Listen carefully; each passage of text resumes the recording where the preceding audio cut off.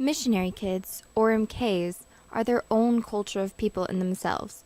They could be born or raised abroad on the mission field. A missionary kid is basically a kid whose parents live overseas and they're working as missionaries, and we just get the label missionary kid because of our parents' jobs. So it really has nothing to do with us as kids, but what our parents do and what they like, their job and work.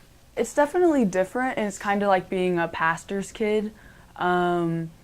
People expect you to have everything together, and being a missionary kid, that's kind of what I felt like.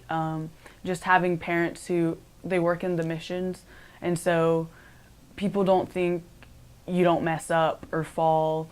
And so that was probably one of my biggest challenges living in Europe, is that I didn't get discipled because everyone was focused on people who didn't know Christ. And that's very important, to focus on people who don't know Christ, but also at the same time, we still need people to pour into us so we can keep growing in our walk with the Lord. And so that's really different, but I'd never change my experience for anything in the world. I've definitely loved living overseas, getting to experience new culture and to learn about other people groups and languages.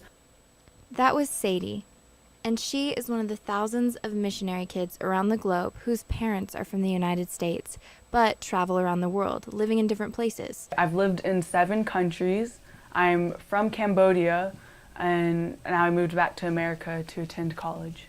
Sadye has lived in Cambodia, Hong Kong, France, Madagascar, Turkey, Florida, USA, Czech Republic, and Oklahoma.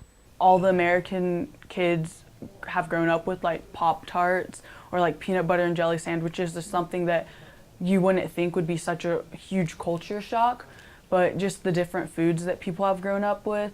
And then, like I was saying before, just how so many people are open with their religion. Because like where I've lived in places where if you're a Christian, like you don't say anything because you could get kicked out of the country, or in Europe where everybody's allowed to believe in whatever they want to, but if you're a Christian, you just kind of stay quiet because it would offend someone else.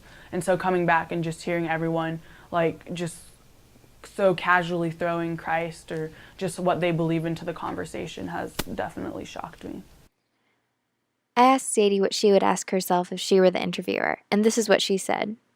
I guess if I was to ask myself a lot of questions, I'd ask like, what would be the best way to avoid culture shock, or how would I transition back into the United States? Because I feel like for a lot of missionary kids, it's really different because their parents are Americans, and so they're expected to kind of know a little bit about the American culture. And so I have a lot of international friends, and so like when they come to America, I feel like they don't have to stress about like, oh, I don't know this about America. But for me, I guess it's just because my mom's from Texas, my dad's from Florida, I'm expected to know little things about America, but because I didn't grow up here at all, I don't know it. And so also like I wasn't born in America, and so I was coming from a different country to America where a lot of missionary kids are leaving America and then they come back to where they call home.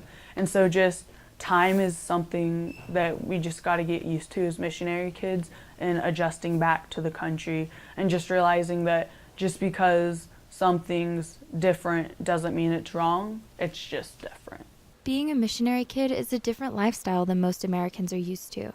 It's hard to imagine stepping into Sadye's shoes, and it seems intriguing, but there is so much more to being an MK than traveling.